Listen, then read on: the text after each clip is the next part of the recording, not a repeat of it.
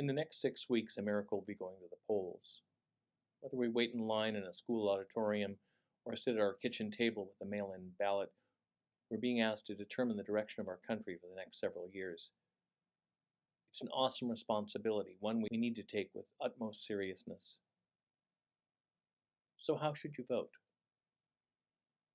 As a relatively new pastor, I've been asked that question by a range of parishioners from both extremes in the middle of the political spectrum.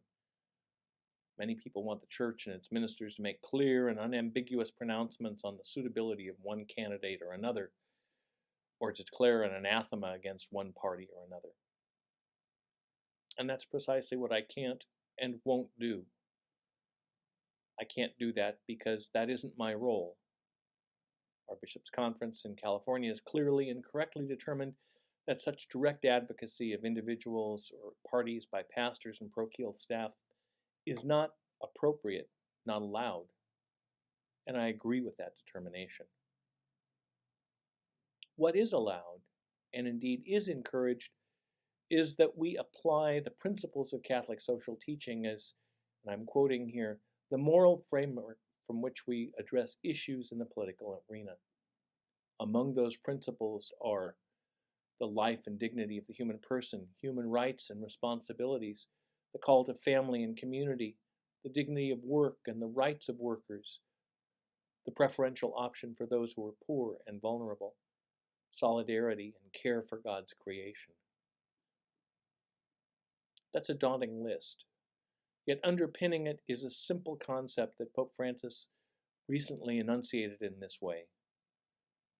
He says, we must be careful not to build on sand.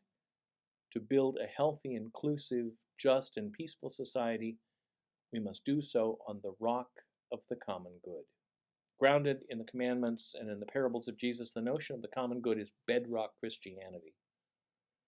Loving our neighbors as ourselves is more than a pretty saying. It's a call to create a community that respects the lives, the rights, and the well-being of all its members, not simply my particular group. It's our hitching post, where we anchor the wayward wagons of our lives. Pessimistic St. Augustine saw the purpose of law and government as a bulwark against sinful inclinations. St. Thomas Aquinas, on the other hand, deemed promotion of the common good as a reasoning and reasonable outgrowth of the natural law of love that's found in all human hearts. The consistent social teaching of the Church over the past century and a half has built upon the common good as its foundational principle. Hearts and consciences, of course, are notoriously fickle things. As such, it's our obligation to form our consciences and to shape our hearts carefully, always looking beyond my immediate desires and needs to the commonweal, the common good of all the children of God. We form our consciences, we form our hearts when we allow ourselves to be instructed by our tradition, listening to Jesus and looking back to the wisdom and grace of the holy men and women who have struggled down the centuries to work for the common good in their own times and places. We form our consciences today when we look to the concrete needs of our fellow travelers on this earthly pilgrimage here and now, and when we strive toward a future that is better, more loving, more just, more peaceful than in the past, better than today.